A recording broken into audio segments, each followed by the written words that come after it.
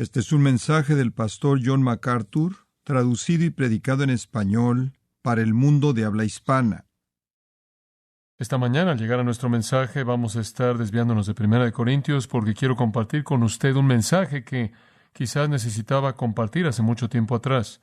Como usted bien sabe, tengo un gran amor por la iglesia. No solo Grace Community Church, sino la iglesia de nuestro Señor Jesucristo en general. Tengo un gran amor por los hombres de Dios, por pastores en iglesias. Tengo una gran carga porque la iglesia sea lo que Dios quiere que sea. Cuando oigo las palabras del apóstol Pablo en Hechos 20, y él dijo: mirad por vosotros y por todo el rebaño en que el Espíritu Santo se ha puesto por obispos para apacentar la iglesia del Señor, la cual Él ganó por su propia sangre. Esa es una responsabilidad tremendamente seria. Y tengo una gran preocupación por la iglesia, y en Grace nos hemos esforzado por ser obedientes a la palabra de Dios al presentar las directrices de esta iglesia. No somos todo lo que Dios quiere que seamos de ninguna manera, pero creemos que entendemos algunos de los aspectos elementales que hacen de la iglesia lo que debe ser. Y de vez en cuando nos hemos esforzado por compartir con usted estas prioridades, estos elementos básicos. Pero esta mañana quiero unirlas todas. Quiero compartir con usted, y nos va a tomar 2 semanas, esta semana y la próxima semana, quiero compartir con usted cuáles son las marcas de una iglesia eficaz.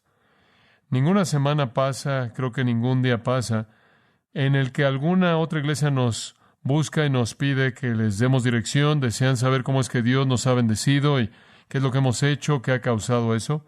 Ahora, este es un ministerio que sigue constantemente. Hace poco más de un año presentamos un juego de notas, un pequeño juego de notas de liderazgo, y no podemos quedarnos con ellos. De hecho, han salido y se acabaron y están volviéndose a imprimir. Se han distribuido por todo el país porque hay un deseo tan grande por saber cuáles son los principios de cimiento de una iglesia que es eficaz para Dios. Y eso es realmente lo que quiero compartir con ustedes esta mañana. Dios nos ha bendecido como iglesia, no hay duda al respecto. Dios ha mostrado evidencias de su poder y su presencia una y otra vez. Bendiciones de su gracia han sido abundantemente amontonadas sobre nosotros. Hemos visto a personas siendo salvadas, hemos visto vidas cambiadas, hemos visto hogares restaurados, hemos visto a cristianos madurando, hemos visto a cristianos reproduciéndose, hemos visto a personas viniendo de muchos lugares para ser parte de Grace. Hay algo aquí que Dios está haciendo, que Dios está bendiciendo. Y realmente creo en mi corazón que quizás todo lo que hemos visto únicamente es el prólogo. Si el Señor se tarda, a lo que Él puede hacer, lo que Él hará. Y la gente está diciendo: ¿por qué está pasando ahí? Nuestra iglesia tiene las mismas Escrituras, el mismo Espíritu Santo, el mismo Señor Jesucristo, y no parece que mucho está pasando. ¿Por qué está sucediendo ahí? Bueno, quizás la mejor respuesta a eso es porque Dios es soberano y Dios escogió que pasara aquí. Y simplemente somos espectadores, y en un sentido eso es verdad, ¿no es cierto? Dios edifica su iglesia, Jesús edifica su iglesia, nosotros no, y la edifica como Él quiere, en donde Él quiere, cuando Él quiere, como Él quiere. Sin embargo, eso no es toda la historia, no es solo su decisión soberana. Debe haber sumisión a ciertos principios que permiten que la iglesia sea todo lo que el Señor quiere que sea. Hay algunas cosas básicas. El tamaño no es lo que importa. Hay iglesias tremendamente exitosas y bendecidas por Dios que son muy pequeñas. Hay otras iglesias que son muy grandes y no tienen éxito espiritual, o muy poco éxito espiritual. Usted nunca debe medir la vida espiritual de una iglesia por sus números. Lo más fácil es atraer a personas, eso es fácil. Lo difícil es hacer discípulos. El tamaño no es lo que importa. Se hacen conferencias constantemente por todo Estados Unidos acerca de cómo crecer. Nunca he asistido a una de ellas. No me interesa eso. ¿Quién necesita crecer? Eso no es lo que importa. Lo que importa es cómo hacer discípulos. Pero parece como si hemos sido atrapados en una constante por todo nuestro país para ver quién es la iglesia más grande. Ese no es el punto. Eso es irrelevante para Dios. Hay razones, no obstante, por las que una iglesia prospera espiritualmente y por qué crece numéricamente. Y estas razones creo que son importantes que las entendamos. Supongo que siempre he estado comprometido con estos principios. De hecho, tengo la confianza de que así ha sido, pero realmente nunca las he enlistado. Necesitaba que alguien más lo hiciera para mí. Y cuando estuve en la conferencia de pastores de Moody con Jerry Mitchell y Jim Harris en nuestro equipo, Howard Hendricks, del Seminario Teológico de Dallas, habló un día. Y en su mensaje, él dio lo que él pensaba que eran las marcas de una iglesia exitosa.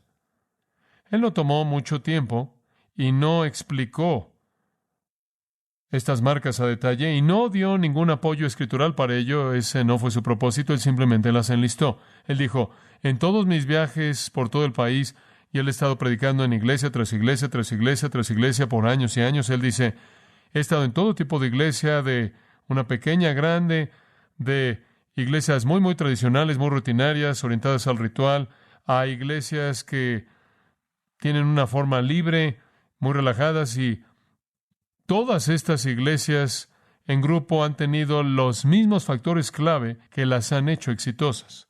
Y entonces él dice, estas son las cosas que he visto como los denominadores en común de una iglesia exitosa. Y entre más de estos tiene una iglesia, más exitosa es. No todas ellas tienen todos, pero todas tienen algunos de ellos. Y entre más tienen, más exitosas son. Bueno, escuché ese mensaje y pensé como si alguien me estaba recitando todas las cosas que yo creo. Y usted nunca sabrá cuán alentador fue eso para mi corazón. Saber que las cosas en las que creemos aquí no son algo que sacamos del aire, sino que hay alguien que nunca ha estado en esta iglesia en su vida, alguien que nunca ha hablado conmigo antes de eso, y él dice que estas son las cosas que hacen que una iglesia sea lo que Dios quiere que sea. Bueno, y también he pensado, no añadiéndole nada a él ni quitándole nada, pero he pensado que hay algunas otras cosas también que podría añadir a una lista. Algunas de estas son de él y algunas mías, y se han vuelto el mensaje de esta mañana. Número 1, usted simplemente puede escribirlas. Habrá más de 10, eso es lo único que va a necesitar por hoy. Nunca nos acercaremos a eso. Número 1, y aquí están los ingredientes clave de una iglesia exitosa. 1, una pluralidad de líderes piadosos. Una pluralidad de líderes piadosos. Usted no puede pasar por alto esto y llegar a la bendición de Dios. Debe haber piedad en el liderazgo. Deben haber hombres santos que están en las posiciones de dirección y responsabilidad en una iglesia. No hay sustituto para eso. Cristo es la cabeza de la iglesia, Pablo dice repetidamente. Efesios, Colosenses. Cristo, como la cabeza de la iglesia, quiere gobernar a su iglesia. Lo único que necesita para gobernar a su iglesia es a personas santas mediante quienes él pueda gobernar. Las personas impías simplemente estorban. Es sorprendente cómo la mayoría de las iglesias escogen a su liderazgo. Las personas que son las más exitosas en los negocios, las personas que tienen más que decir, las personas que tienen más dinero, las personas que son profesionistas. Así es como la mayoría de las iglesias se escogen. Un pastor me confesó que uno de los problemas que él tenía al trabajar con su consejo era que la mitad de ellos eran cristianos y la mitad no lo era. Y yo dije, sí, ese es un problema. Debido a que Satanás y Cristo no cooperan. Un hombre no debe ser el líder en la iglesia porque él es el más sabio, porque él es el mejor hombre de negocios, porque él es el que tiene más dinero, porque él tiene una capacidad de liderazgo innata, porque él es un súper vendedor. Él debe ser un líder en la iglesia porque él es un hombre de Dios. Ese es el comienzo de toda la eficacia en la iglesia. Dios siempre ha mediado su gobierno en el mundo mediante personas piadosas. Usted regresa al principio y Dios medió su gobierno en la tierra a través de Adán. E incluso después de la caída fue mediante la conciencia humana y después de eso fue mediante el gobierno. Y después de eso Dios comenzó a mediar su gobierno mediante los patriarcas. Y después fue mediante los jueces, ¿se acuerda? Y después fue mediante reyes y profetas y sacerdotes. Y en el relato de los evangelios Él medió su gobierno sobre la tierra mediante la presencia de Cristo. Y ahora es mediante la iglesia. La iglesia específicamente es gobernada por sus líderes. Y los líderes simplemente son los representantes de Jesucristo en el mundo. Y el ingrediente primordial en el liderazgo es santidad. Hombres de Dios. Eso es lo que se necesita en la iglesia.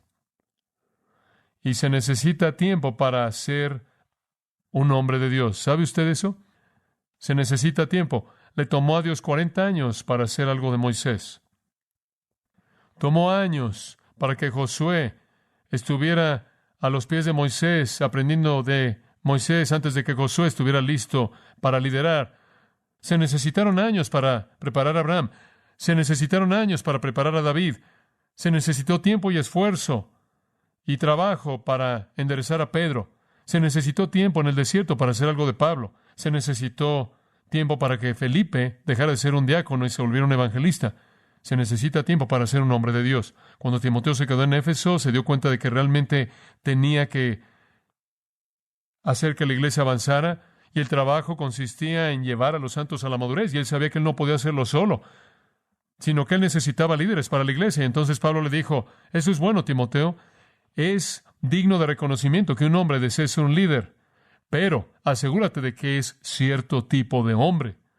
No nada más debes usar a voluntarios, sino que necesitas a cierto tipo de hombres. Tito enfrentó lo mismo en Creta. Pablo le dijo ahora a Tito, ordena ancianos en toda ciudad.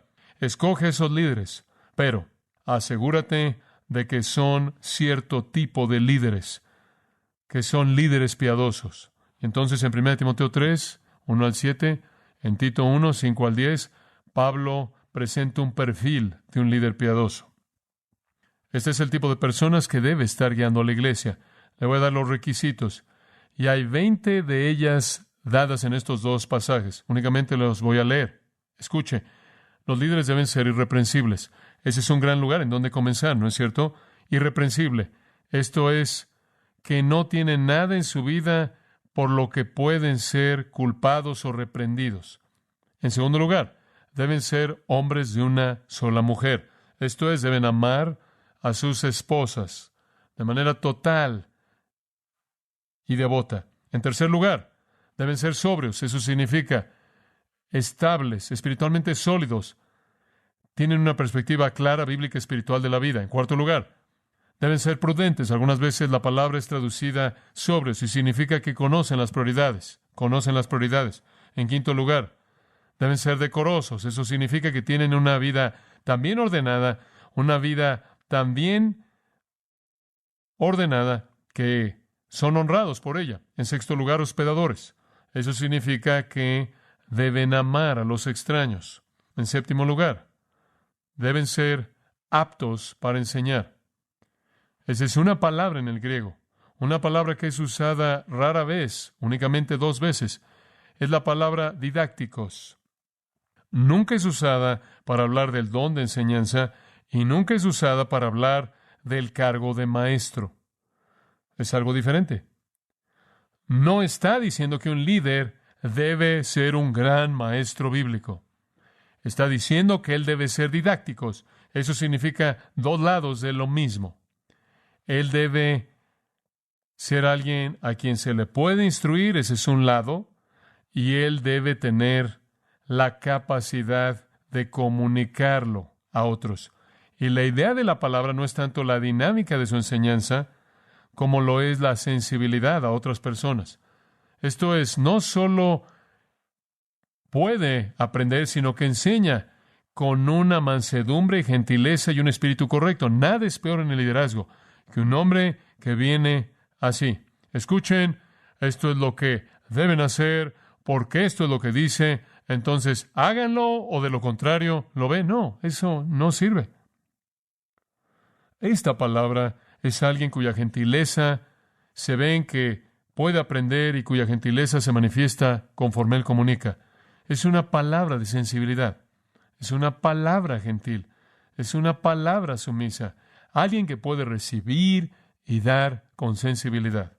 En octavo lugar, él no debe ser adicto al vino o a ningún alcohol o a ninguna droga de ningún tipo. Él debe estar en control de sí mismo. Número 9. No voluntarioso. Eso significa egoísta. Usted no puede tener a personas en el liderazgo que está preocupada por sí misma. Lo más importante en un líder en esta área es que esté preocupado no por sí mismo, sino por la congregación, ¿verdad? La gente a la que está guiando. Y yo encuentro que esto es algo tremendo. Es mucho más fácil para mí predicar en esta iglesia. Realmente lo es. Preferiría predicar aquí que en cualquier otro lugar. Dice usted, eso es porque sabes que te amamos y te toleramos. Bueno, eso es parte de la razón. Pero el factor primordial es este.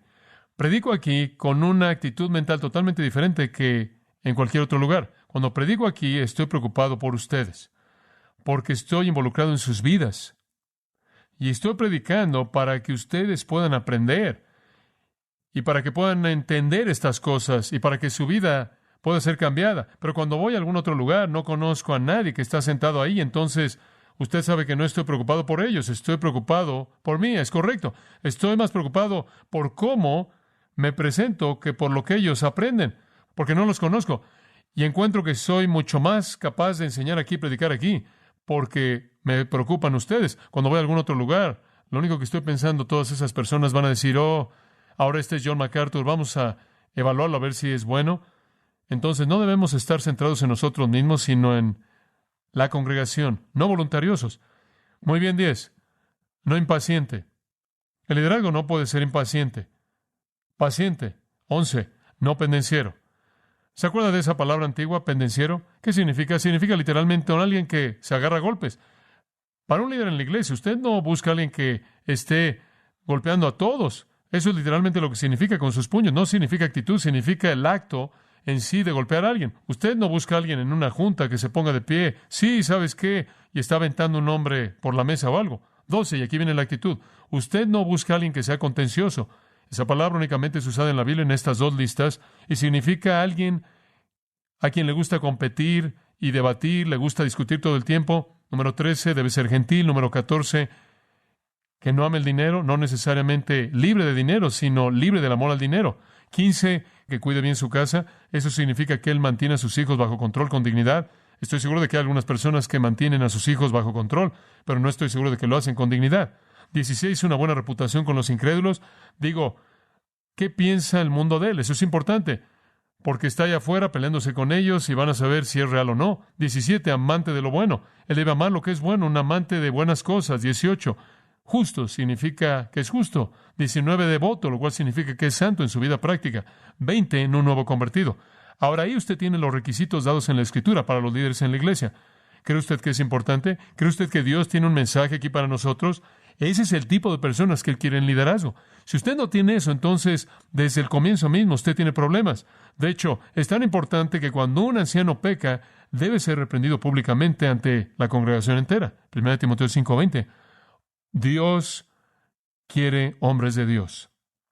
Observe 1 Timoteo capítulo 6 y permítame mostrarle. Ese término aparece en la Biblia, hombre de Dios. 1 Timoteo 6:11. Pablo le dice a Timoteo, mas tú, oh hombre de Dios.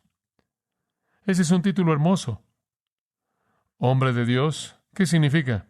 Bueno, hay dos lados de un hombre de Dios, uno es negativo y uno positivo. El lado negativo, huye de estas cosas. El lado positivo, ¿qué? Sigue estas cosas. El hombre de Dios huye de ciertas cosas, y en la primera parte del capítulo habla de eso. Soberbia, dinero, falta de contentamiento, usando su autoridad para manipular a la gente, etcétera, etcétera. Él huye de esas cosas, él sigue, versículo 11, la justicia, la piedad, la fe, el amor, la paciencia, la mansedumbre, y pelea la buena batalla de la fe. En el liderazgo de la iglesia, la Biblia dice que debe haber hombres piadosos, líderes piadosos, y una pluralidad de ellos, más de uno. Muy bien, el segundo punto. La segunda cosa necesaria para una iglesia eficaz, y de ninguna manera estamos agotando estas, únicamente presentándolas, pero el segundo es que la iglesia debe tener metas y objetivos funcionales. Ahora debemos decir que la palabra funcional es la palabra más importante. Debemos tener metas y objetivos funcionales. La gente sin metas son personas sin dirección. Y si usted no sabe a dónde va, usted no sabe cuándo ha llegado ahí, entonces no tiene sentido de logro. No podemos ser como el hombre que se subió a su caballo y como loco fue en toda dirección. Debe haber algo de dirección en lo que estamos haciendo. ¿Podría imaginarse usted un juego de béisbol sin bases? No tendría mucho sentido, ¿verdad? Usted le pegaría la pelota y después no sabrá qué hacer. Deben haber metas, deben haber objetivos claros colocados frente a la gente para que sepan en qué deben concentrarse. Howard Hendricks dijo, la razón por la que tantos de nosotros pensamos que estamos bien es porque no sabemos lo que estamos haciendo. Se deben establecer metas. Ahora, en primer lugar, se deben establecer objetivos bíblicos. Ahora, si fuera yo a preguntarle cuáles son los objetivos bíblicos de la iglesia, usted me podría responder. Tengo la confianza de que así sería porque le hemos dicho una y otra y otra y otra vez. Debemos ganar a gente para Cristo y debemos llevarlos a la madurez como santos, ¿verdad? Llamamos eso evangelismo y edificación o alcanzar y enseñar, lo que sea. Debemos ganar a personas para Jesús y debemos llevarlos a la madurez. Tenemos metas como estas. Queremos unificar a familias y evitar el divorcio y tener hogares que estén felices, ¿no es cierto? Queremos preparar a niños en las cosas de Dios y crearlos para que cuando crezcan no se alejen. Tenemos muchas metas bíblicas, pero además de las metas bíblicas, debemos tener metas funcionales. Y de esto quiero hablar por un minuto. Las metas funcionales son peldaños que nos llevan a las bíblicas. No es suficiente decir, bueno, ahora debemos aprender la palabra de Dios y simplemente lo repites. Debes ir un paso más allá y proveer algunos pasos para llegar a esa meta, ¿verdad? Por ejemplo, si decimos, queremos edificar a la iglesia, queremos hacer madurar a los santos, lo siguiente que decimos es, ¿cómo vamos a lograr eso? Número 1, yo sé que esto es lo que debo hacer, voy a enseñar la palabra de Dios desde el púlpito. Ese es un objetivo que es funcional. Yo voy a hacer eso y eso va a cumplir en parte la meta bíblica de la madurez, ¿verdad? No solo eso, desarrollaremos un sistema de educación. Los llamamos seminarios de preparación activa cristiana, en donde la gente puede ir al nivel en donde la gente puede llegar al nivel de entendimiento que quieren y al nivel que piensan que tienen la capacidad de sobrellevar y aprender lo que necesitan aprender. Y entonces tenemos un sistema en donde los adultos pueden ir aquí y allá y aprender conforme piensan que tienen la necesidad de conocer. Además de eso, vamos a desarrollar un instituto bíblico Logos para personas que han alcanzado cierto nivel y quieren más conocimiento de la palabra de Dios. Tendremos clases en la noche. Ahora tenemos a más personas que están disponibles en el día y vamos a tenerlos en el día. Estos son objetivos funcionales para alcanzar las metas bíblicas. No solo eso. Sabemos que hay personas que les gustaría reunirse en otros lugares y no venir aquí. Y vamos a tener estudios bíblicos. Entonces me imagino que tenemos unos 50 o 60 ya operando. Tenemos un plan de estudios familiares para los padres y para la familia para suplementar su propia preparación en el hogar. Este es otro objetivo funcional. Hemos tenido esa meta, hemos querido alcanzar eso y ahora la hemos alcanzado. Queremos tener el programa de preparación, lo tenemos. Queremos tener Logos, lo tenemos. Queremos tener un programa de familia, le damos gracias a Dios porque lo tenemos. Como puede ver, hemos establecido algunas metas funcionales y hemos cumplido esas metas y tenemos más. Ahora, algunas veces establecemos una meta funcional y no siempre la cumplimos porque algunas veces Dios tiene planes diferentes que nosotros, pero eso es divertido porque entonces cuando algo no funciona, podemos decir que Dios lo hizo. Hay ese gran versículo que debería recordar, es Proverbios 16:9, dice esto: el corazón del hombre piensa su camino, mas Jehová endereza sus pasos. El corazón del hombre piensa su camino, mas Jehová endereza sus pasos. Vamos a presentar los planes, pero Dios puede desviarnos, pero eso es maravilloso porque esa es su prerrogativa. ¿Se acuerda usted que el apóstol Pablo en Hechos estaba tratando de ir a Betania y el Espíritu Santo no lo dejó? Y entonces él dijo, muy bien, voy a ir acá, y el Espíritu Santo tampoco lo dejó ir ahí. Entonces no pudo ir al norte, él no pudo ir al sur, él ya había estado en el este, él dijo, me imagino que debo ir al oeste. Él fue al oeste y de pronto él recibió un llamado, el llamado a Macedonia. Dios cierra algunas cosas que él pensaba que eran objetivos funcionales y lo dirigió a donde él quería que fuera. Dios está ocupado en cambiar nuestros planes, lo cual es maravilloso. Deje que lo haga. Pablo le escribió a los romanos, él dijo, voy a venir ustedes camino a España. Él estableció algunas metas. Algunos de ustedes se dan cuenta, algunos de ustedes no se dan cuenta y tienen que someter todos ellos a la dirección de Dios, pero es importante que usted tenga eso. Otra meta que tenemos en la iglesia, en un sentido bíblico, es el evangelismo. Queremos ganar a gente para Cristo, ¿no es cierto? ¿Cómo es que vamos a llegar a eso? Bueno, una manera es predicar la responsabilidad al creyente de evangelizar. Otra manera es ofrecer clases de evangelismo. Otra manera es meter en el boletín lo que usted ve en esta mañana. Periódicamente aparece como una motivación, como una instrucción acerca de cómo ser más eficaz en su evangelismo. Como puede ver, estas son metas funcionales que nos ayudan a alcanzar objetivos bíblicos. La razón por la que tenemos bautizos el miércoles por la noche es para que las personas den un testimonio. Normalmente digo, ¿quién guió a esta persona a Cristo? ¿Por qué estás aquí? ¿Me han oído decir eso? ¿Están aquí esta noche? ¿Quién es? Es el señor tal y tal. La razón por la que hago eso es porque quiero que las otras personas sepan que estas personas están siendo fieles en compartir a Cristo, para que se vuelva una motivación para el resto de nosotros, para que tengamos el gozo de ver a alguien bautizado que llevamos a Cristo. Hay todo tipo de maneras diferentes de llegar a esto. Estos son metas objetivas.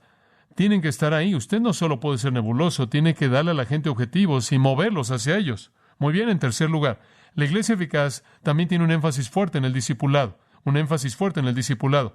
Ahora recuerde, estas son cosas que son verdad de cualquier iglesia exitosa en cualquier lugar en Estados Unidos o en cualquier otro lugar en el mundo. Estas son las cosas que no solo son lo que creo, sino que son las cosas que se ha probado que son factores de éxito.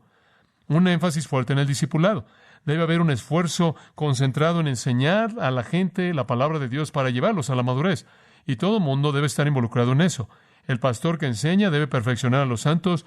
Los santos deben hacer la obra del ministerio para que el cuerpo sea edificado. Usted puede edificar a la iglesia mediante su ministerio, así como yo estoy edificándolo mediante mi ministerio. Debemos estar involucrados en el proceso de discipular a personas. Pablo lo dijo así a Timoteo.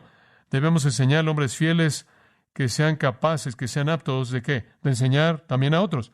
El ciclo sigue y sigue y sigue. Los hombres mayores enseñan a los hombres más jóvenes. Las mujeres mayores enseñan a las mujeres más jóvenes. Los hombres más jóvenes, dice en Tito 2, deben ser ejemplos incluso a los que están bajo ellos. Un cristiano que no está discipulando a alguien es una contradicción. Usted debe estar reproduciéndose. Usted tiene la semilla en germen de la vida para reproducirse implantada en usted y debe estar operando. Debemos estar reproduciéndonos constantemente a nosotros mismos. Ahora, yo veo mi propio ministerio, para darle una ilustración. Veo mi propio ministerio como una serie de círculos. El primer círculo es el grupo personal de personas que me rodean, que discipulo. Ese es el ministerio primordial.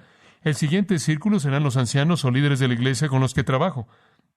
El tercer círculo será la congregación a la que le predico. Y el cuarto círculo serán las vidas de personas que son tocadas por cintas y libros y conferencias en otras partes.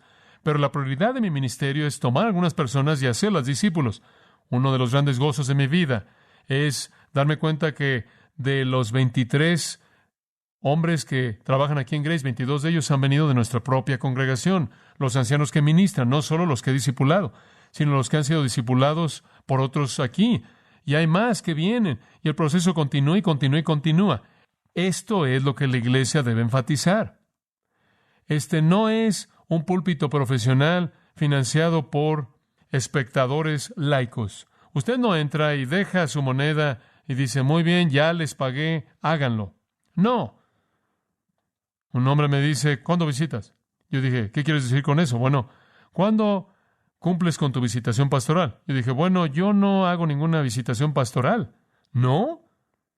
Bueno, ha sido tradicional en la iglesia durante años que las mañanas son para el estudio y todas las tardes son para visitar.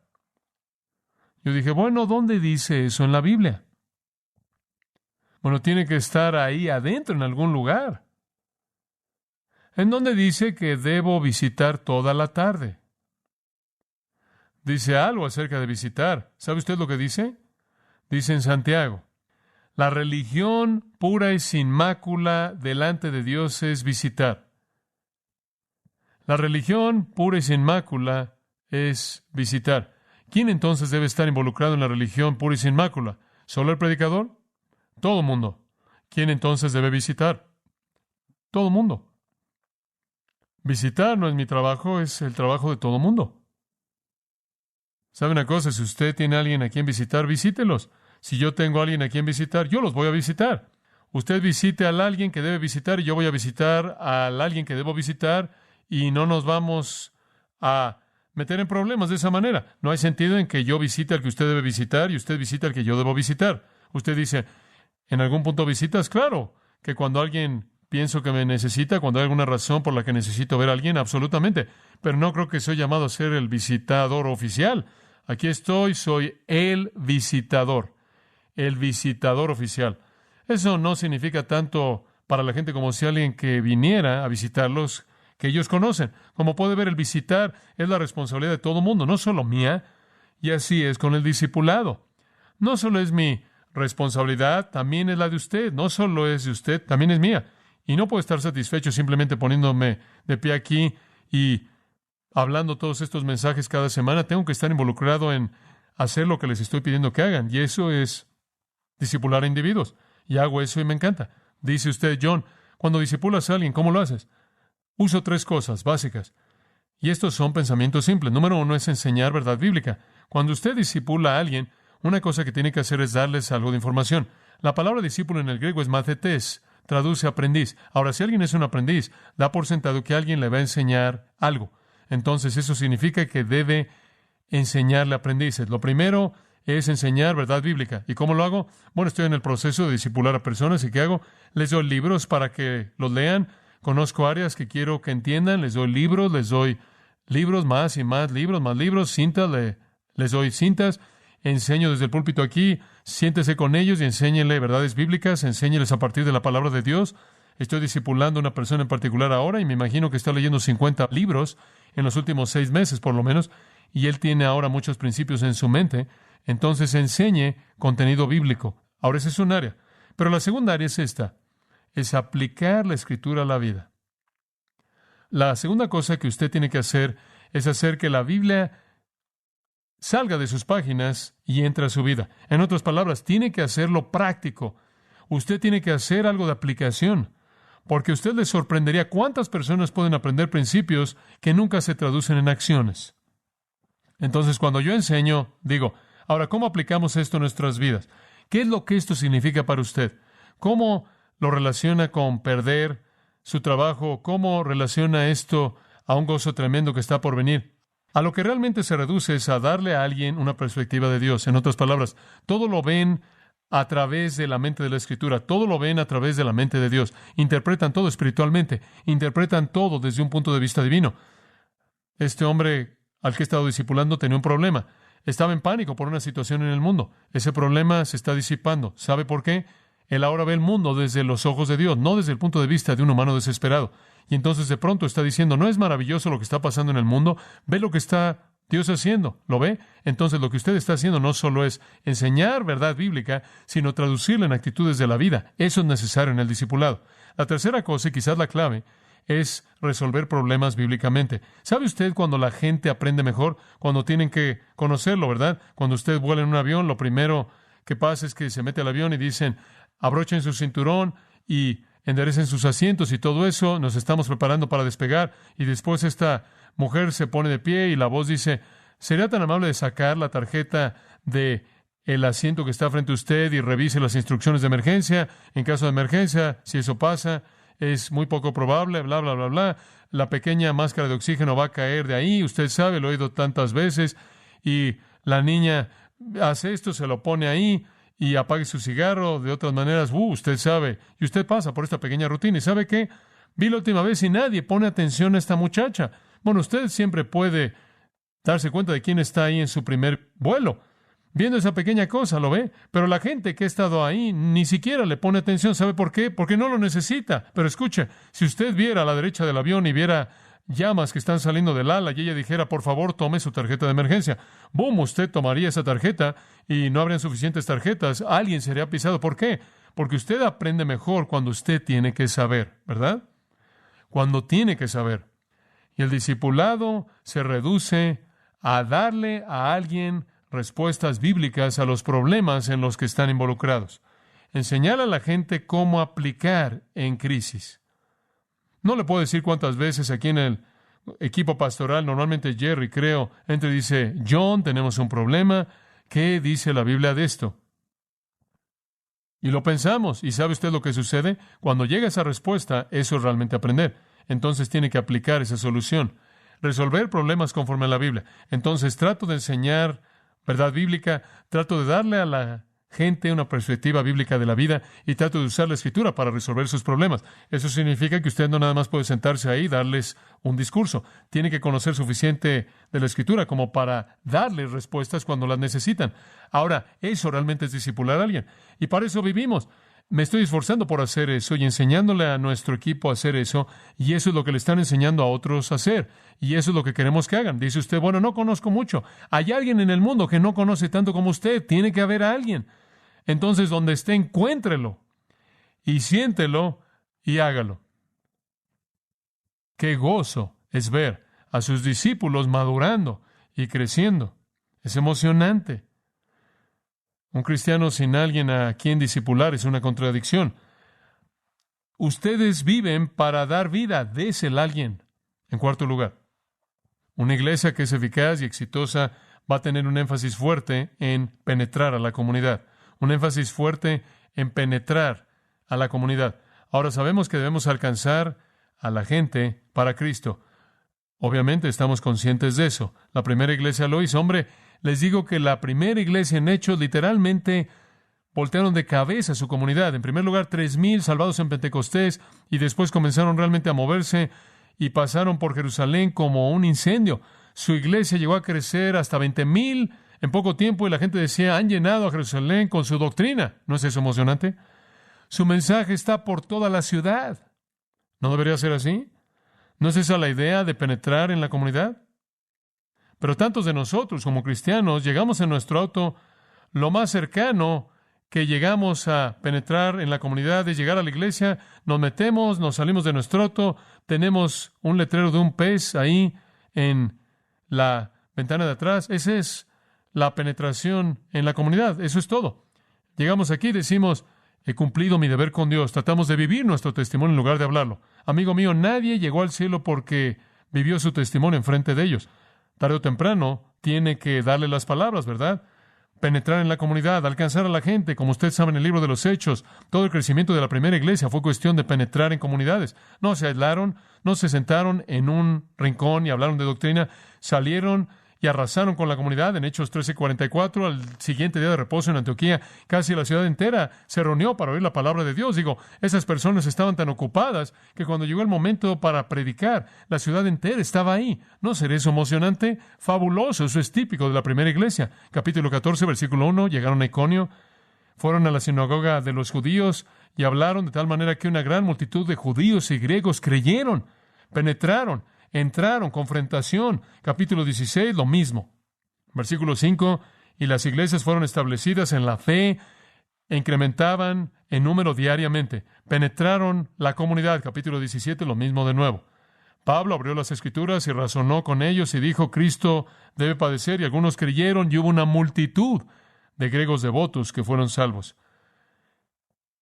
Se comunicaron con su comunidad y la comunidad respondió. Penetración en la comunidad. Esto es característico de toda iglesia exitosa en la historia de las iglesias. Ahora, usted lo puede hacer en muchas maneras. Usted puede tener todo tipo de programas para hacerlo. Y no estoy convencido de que los programas son realmente necesarios, excepto en donde tiene a un grupo de gente no comprometida que no lo haría de otra manera. Creo que el evangelismo es mejor realizado cuando usted simplemente lo hace en el área en donde vive. Nunca olvidaré, y algunas personas enloquecen por programas de evangelismo. Fui a un banquete para hablarle a los obreros de una iglesia y estaban presentando su gran programa para el año. Y fue una especie de fútbol americano y habían puesto ahí postes en el auditorio, y tenían ahí un tablero para marcar el score. Y cuando alguien se salvaba, pateaban el balón para que pasara por encima ahí del poste. Entonces, el domingo, si habían 25 personas, bam, bam, bam, como puede ver, tenían todo esto, y cada semana, y tenían 5 o 10 páginas de materiales. Estos pobres líderes estaban sentándose ahí, muriendo, mientras que este hombre estaba pasando página por página. Tenían que hacer llamadas telefónicas. Habían escondido 5 balones de fútbol americano en las casas de 5 familias no salvas para motivar a la gente a evangelizar y tratar de encontrar la casa con el balón de fútbol americano, porque quien encontrara el balón de fútbol americano ganaba un premio, y entonces tenían que hacer eso. Y tenían ahí un puesto de hot dogs afuera, hot dogs para la gente que traía gente, tenían suéteres para los niños que trajeran a tantas personas, tenían todo tipo de técnicas humanas. Era increíble, no lo podía creer. La gente tenía que hacer llamadas telefónicas, más allá de cualquier requisito normal, pero bueno, simplemente me senté ahí muriéndome la hora entera y después tenía que hablar. Entonces hablé y el pastor tenía que irse mientras que hablé. Él tenía que ir a algún lugar, entonces se fue y hablé y después me fui. Bueno, estaba en mi mente, pensé, esta es la peor manera de evangelizar, darle a la gente motivos como estos, ganar a alguien al Señor para que pueda ganarse un suéter. Esto es ridículo. Ir a encontrar un balón de fútbol americano en la casa de alguien que no es salvo. ¿Cómo es que esas personas no salvas se van a sentir? ¿Algún tipo de premio es lo que estaba ahí? Entonces se me pidió que le hablara a un grupo de unos 150 pastores y me estaban pidiendo que hablara de lo que yo pensaba que eran las directrices bíblicas para la iglesia. Y dije, ¿saben una cosa? Tengo una buena ilustración de qué no hacer en el evangelismo. Y entonces presenté esto. Sin nombrar a la iglesia y sin ser específico, simplemente lo presenté, simplemente lo expliqué y me di cuenta de que no había mucha reacción y un par de días después recibí una carta y la carta decía, querido reverendo MacArthur, me imagino que si usted hubiera sabido que yo estaba en esa clase, no habría dicho lo que usted dijo acerca de ese programa. Firma el pastor de la iglesia en donde hablé en el banquete. Ese era su programa y él estaba ahí, no lo sabía. En segundo lugar, yo sé que usted no habría dicho eso si hubiera sabido que la hora antes de usted había presentado el programa al mismo grupo de pastores. Hombre, mi corazón comenzó a latir rápidamente. Bueno, dije, Señor, ¿realmente tuviste un propósito en hacer todo esto? Y solo hay una cosa que hacer en una situación así cuando un hermano ha sido ofendido, y es ir a él personalmente. No puedo llegar a él porque no está en estar. Entonces lo llamé por teléfono personalmente y le dije, hombre, tú me conoces. Le impresionó que le llamara y le dije, quiero confirmarte mi amor y quiero decirte que lamento mucho si te ofendí de manera personal y si no fui amable o si en algún sentido no fui apropiado en mi presentación, no fui objetivo, lo siento tanto. No obstante, también quiero confirmarte que respaldo al 100% lo que dije y no cambio mi opinión en absoluto. Bueno, él se rozó un poco, pero aceptó mi disculpa. No sé si podría deshacerse, pero la iglesia no necesita ese tipo de cosas. Como puede ver, si usted trata de motivar a la gente a hacer cosas por motivos egoístas, lo que están haciendo ni siquiera honra a Dios. Eso simplemente es fariseísmo. No estoy en contra de tener una noche de visitas y salir y ganar a gente para Cristo. No estoy en contra de el evangelismo puerta a puerta. Eso es maravilloso y tenemos grupos que hacen eso en nuestra iglesia.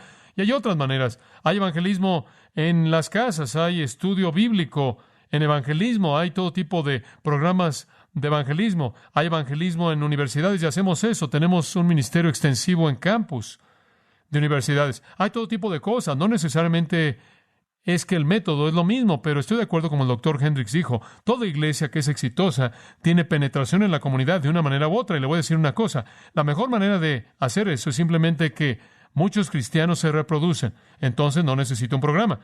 ¿Qué preferiría tener? ¿Una semana de reuniones de avivamiento una vez al año o 365 días al año con una congregación evangelizando? Es obvio, ¿no es cierto? Una de las razones por las que nunca hemos tenido una reunión de avivamiento, entre comillas, reuniones tradicionales de fuego, infierno y de condenación, de ese tipo de predicaciones, porque no me gusta reducir a la iglesia a un énfasis de evangelismo una vez al año. Eso debería estar llevándose a cabo todo el tiempo. Es importante que evangelicemos, pero debe ser algo personal que sale de nuestros corazones. Y sabe una cosa, simplemente por curiosidad, muchas personas han venido a Grace en los últimos años, y me interesaría saber de toda esta congregación esta mañana, ¿cuántos de ustedes vienen a Grace de otra iglesia? Levanten su mano. De otra iglesia, ¿no es sorprendente? ¿Cuántos de ustedes han venido no de otra iglesia, sino que esta es la primera iglesia? ¿Ven eso? La mayoría de personas aquí en esta mañana han venido de otra iglesia. Ahora, nos da gusto que están aquí. Y yo creo en mi corazón que Dios tiene un propósito en que estén aquí. Me sorprende ver la calidad de liderazgo que Dios ha colocado en este lugar. No sé cómo las otras iglesias lo están haciendo sin ustedes, francamente. Tenemos tanto liderazgo y tanto potencial que lo único que puedo pensar es que Dios tiene algo fantástico en mente para este lugar. Y alabo a Dios por cada uno de ustedes. Piénsenlo. Si tenemos a 3,000 personas aquí el domingo por la mañana, el tipo de personas que tenemos, el tipo de personas que ustedes son, ¿piensa que no será razonable suponer que dentro de un año podremos tener a 9,000 personas aquí? Eso significará que cada uno de nosotros en el siguiente año estuviera involucrado en ganar a 3 personas para Cristo. ¿Diría que eso está dentro de la esfera de la posibilidad? ¿De lo posible? ¿No sería igualmente una tragedia si el próximo año en este momento solo tuviéramos 3,500, 400 de los cuales vinieran de otras iglesias? Escuche. Usted dice, ¿estás tratando de construir una iglesia grande? No, señor. Pero le voy a decir una cosa, 3,000 cristianos simplemente haciendo lo que deberían hacer en el evangelismo, debería ser de este lugar una monstruosidad en un año. Es correcto, ¿no es cierto? Esa es la manera en la que debería ser. Y yo creo en mi corazón que Dios ha congregado a lo mejor de su pueblo en muchos casos aquí por alguna razón. No sé por qué, fuera de decir que Él quiere hacer algo aquí, algo en su soberanía que es excepcional y maravilloso. Pero nunca esté satisfecho usted con estar en Grace. Ahí no es donde termina. Usted no solo está aquí para sentarse, usted está aquí para recibir lo que recibe, para salir y reproducirse, y no solo producir convertidos, sino a convertidos maduros. El mundo nunca podría ser igual si tan solo esta congregación se reprodujera cada determinado número de meses. Afectaremos al mundo eventualmente, simplemente la matemática de esto. Simplemente piensa, en un año tendremos a 9,000 personas reproduciéndose. Es sorprendente que así sea. En quinto lugar, y el último del que voy a hablar esta mañana, vamos a cubrir el resto la próxima vez. El quinto ingrediente en una iglesia exitosa es personas que ministran de manera activa, con iniciativa. Ya hemos tocado esto. Permítame tan solo especificarlo. Una congregación que ministra de manera activa, con iniciativa. Una iglesia en donde la gente contratada hace todo está mal. Debemos equipar a los santos para que hagan la obra del ministerio. Efesios 4:12 dice, debemos perfeccionar a los santos para la obra del ministerio. El ministerio es su ministerio. Dice usted, bueno, ¿qué quieres decir con eso? Bueno, en Romanos 12, y le voy a señalar un par de versículos. En Romanos 12, versículo 3, nos dice que hemos recibido gracia y fe en cierta medida. Después, en el versículo 6 dice, hemos recibido diferentes dones. Algunos de nosotros, el don de profecía, algunos de ministerio, algunos de enseñanza, algunos de exhortación o consejería, algunos el don de dar, el don de liderar, el don de mostrar misericordia. Ahora él dice, en todo caso, si tienen el don, entonces háganlo. El que tiene el don de profecía, profetice. Si tiene usted el don de ministerio, ministre. Si tiene el don de enseñanza, enseñe. Si el don de exhortación, exhorte. Si el don de dar, dé. El don de liderar, hágalo con diligencia. El don de mostrar misericordia, hágalo con gozo. Hasta que la iglesia realmente se dé cuenta de que es un cuerpo en donde todo cuerpo debe funcionar con sus dones, nunca será lo que Dios quiere que sea. Tengo una ilustración. Cuando me rompí la pierna y tuve cirugía, no podía caminar usando mi pierna derecha. Entonces comencé a caminar con mi pierna izquierda y me apoyaba en mi pierna izquierda. Entonces me lastimé la cadera porque mi pierna izquierda estaba llevando el peso que normalmente lleva mi pierna derecha. Entonces Sam Britton me dice, estás cojeando, necesitas un bastón. Entonces conseguí un bastón. El bastón significaba que no debía lastimarme la pierna derecha y no lastimaba tampoco mi pierna izquierda, pero lastimaba mi mano. Entonces traté de evitar el lastimar mi mano y comencé a lastimarme el hombro. Y comencé a darme cuenta de que usted no puede compensar una función inactiva en su cuerpo sin echar a perder lo demás. Usted conoce la gran historia de Dizzy Dean cuando él era un pitcher y en su carrera al pichar se acabó porque le pegaron en el dedo gordo del pie y echó a perder su brazo. Dice usted, espera un minuto, ¿cómo? ¿Pegarle al dedo gordo del pie arruinó su brazo? Es correcto, ¿sabe por qué? Porque cuando él lanzaba la pelota, él tenía que compensar. Al voltear su pie de la manera equivocada, no podía usar su cuerpo tanto para lanzar la pelota y extendía de más su brazo y arruinó su brazo, y ese fue el fin de su carrera. Y es verdad en el sentido espiritual en la iglesia. En donde hay miembros que no funcionan en algún lugar en el cuerpo está doliéndose. Y tratar y siempre compensar no funciona. Debe existir la totalidad del ministerio con los santos haciendo las cosas que Dios los ha dotado para que las hagan. Un hombre me dijo anoche, me dijo John, solo quiero saber cuáles son mis dones para que pueda ocuparme y servir al Señor en el lugar que Él quiere que esté. Esa es una buena pregunta, ¿no es cierto? ¿Cómo puedo conocer mis dones? Él dijo, no quiero reclutar a personas para que estén a cargo de programas. Queremos madurar a santos que harán sus ministerios. Podría sentarme atrás de mi escritorio y podría decir, muy bien, tengo un gran programa aquí para cumplir cierta meta. Hombre, necesito 49 de estos. Y tengo muchos comités y podemos tener este programa y ahora veamos, tengo que tener gente, veamos, necesito un presidente, un vicepresidente, un secretario, ¿se da cuenta? Después yo vendría usted y diría, oye, ¿sabes que Dios ha colocado en mi corazón? Y automáticamente usted diría, oh no, eso no es de Él, es de Dios, ahora estoy en problemas. ¿Sabe una cosa? Tengo un fuerte sentido de esto, ¿me ayudarías con esto? ¿Sabe usted lo que va a hacer en la mayoría de los casos? Sí, ¿sabe por qué? Porque quiere ser espiritual y probablemente quiere mostrar que usted se preocupa por mí y usted no quiere ser indiferente a lo que Dios quiere. ¿Y sabe usted lo que está diciendo? En su mente está loco. ¿Por qué me lo encontré en el patio? ¿Cómo es que yo recibí tanto? Y después se va a casa y dice, tengo que ir a esa junta de comité mañana por la noche, voy a ir. ¿Ve usted lo que pasa? Usted no quiere ir. Y entonces, ¿sabe usted lo que pasa? Unos cuantos semanas después, usted ya no está motivado y me tengo que levantar y tengo que empujarlo otra vez o encontrar a alguien más que tome su lugar. Hablo con pastor tras pastor tras pastor que están desanimados porque sus programas no funcionan. ¿Sabe usted lo que decidí hace mucho tiempo atrás? No hay programas. Simplemente perfeccionar a los santos y que ellos los desarrollen. Y entonces van a tener la motivación interna para cumplirlos. Es correcto. Así es, la gente me dice, bueno, ¿sabes qué? Necesitamos esto en nuestra iglesia. Le digo, muy bien. ¿Crees que así debe ser? Hazlo. ¿Sabe usted que eso pasó hace unos cuantos años atrás y finalmente nadie me dijo nada, a menos de que estuvieran hablando muy en serio? Es el ministerio de los santos lo que estamos buscando. No queremos empujarlos a hacer algo por motivación, por obligación legal, hacer algo para lo que usted realmente no está motivado, dotado para hacerlo. Queremos que usted se desarrolle en línea con lo que el Espíritu lo ha dotado que haga. Busque su propio ministerio. Una congregación activa con iniciativa que ministra produce una iglesia exitosa. Bueno, vamos a cubrir el resto la próxima vez. Oremos. Padre, gracias por el tiempo esta mañana y por considerar estas directrices tan importantes para una iglesia exitosa. Gracias por el gozo de servirte en este lugar, en donde tu bendición ha sido tan abundante, tan generosa, tan libre. Te damos gracias por estas personas preciadas que tú has traído.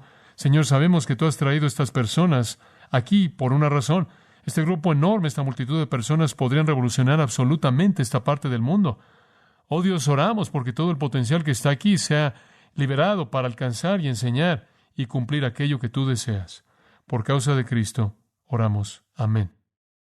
Usted ha escuchado a John MacArthur, maestro bíblico de Gracia a Vosotros. Para más información y acceso gratuito a todos los mensajes de John, así como una lista de libros incluyendo la Biblia de estudio, visite la página web en gracia.org. Gracia a Vosotros y el pastor John MacArthur se reservan toda protección y derecho de autor bajo la ley que esté vigente. La información de derecho de autor está disponible en gracia.org, que incluye instrucciones para limitar la duplicación de este archivo digital. Gracia a Vosotros es una organización sin fines de lucro dedicada a desarrollar recursos desde las enseñanzas del pastor John MacArthur, las cuales ofrecen la verdad de las Escrituras. Por otra parte, su apoyo en oración y sus donaciones al ministerio nos ayudan a lograr este propósito para equipar a miles de personas de habla hispana. Si desea hacer una donación o ofrenda, puede hacerlo utilizando su tarjeta Visa, Mastercard, Discovery o American Express, ingresando a gracia.org, y si vive en Estados Unidos o Puerto Rico, también puede llamarnos al 1-866-5-GRACIA, esto es, 1-866-547-2242. Recuerde, desde cualquier lugar puede ingresar a nuestra página web en gracia.org. Y de antemano, gracias por su apoyo.